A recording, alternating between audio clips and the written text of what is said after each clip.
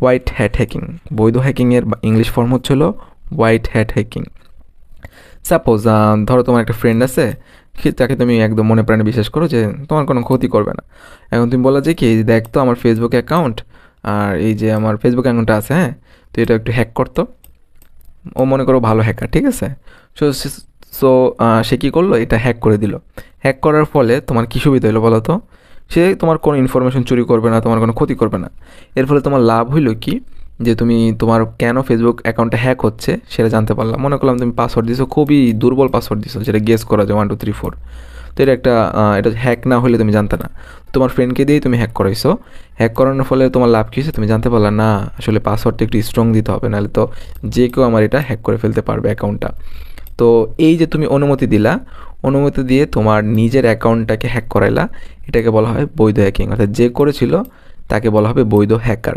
কিন্তু সে যদি তোমার অনুমতি না নিয়ে করতো, তাহলে সেটা কিন্তু অবৈধ হ্যাকিং হয়ে যেত। তো জিনিসটা হচ্ছিলো, কোনো একটা অর্গানাইজেশন বা তুমি পার্সোনালি যখন কাউকে, কোনো একটা অর্গানাইজেশনকে তোমার সার্ভিসগুলোকে হ্যাক করতে বলো, সেটাকে বলা হয় বৈধ হ্যাকিং।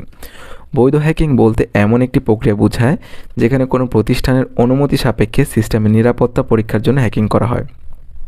তো সিস্টেমের নিরাপত্তা পরীক্ষা করলাম না, যে আমার অ্যাকাউন্টটা কি হ্যাক হওয়ার পসিবিলিটি আছে কি না।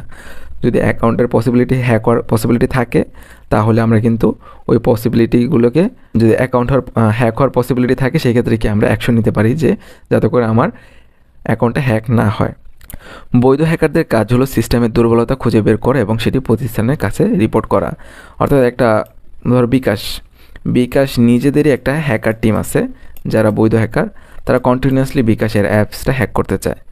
এর ফলে বিকাশের সুবিধা কি, বিকাশ জানতে পারবে যে কি তাদের অ্যাপসে কী কী ধরনের ল্যাকিং আছে, কারণ এই হ্যাকাররা এই বিভিন্ন সিস্টেমকে হ্যাক করে বিকাশকে রিপোর্ট করতেছে যে স্যার এইখানে চেঞ্জ করেন, এটা কিন্তু ইজিলি হ্যাক করা যাচ্ছে।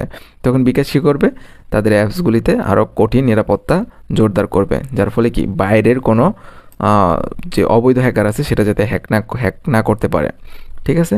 উদাহরণ হিসেবে বলা যায় ইউনিক্স সিস্টেম পরীক্ষা করার জন্য অনেক বৈধ হ্যাকার কাজ করে। ইউনিক্স মানে কি, ইউনিক্স অ্যাকচুয়ালি একটা অপারেটিং সিস্টেম।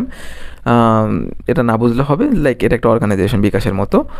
বৈধ হ্যাকার কাজ করেন, এই ধরনের হ্যাকারদের বলা হয় হোয়াইট হ্যাট হ্যাকার। ওকে। এরা সিস্টেমের কোনো কী করে না, এরা সিস্টেমের কোনো ক্ষতি করে না, এরা আরও হেল্প করে একটা অর্গানাইজেশনকে, তাদের সিস্টেমটা যাতে হ্যাক না হয়। ওকে।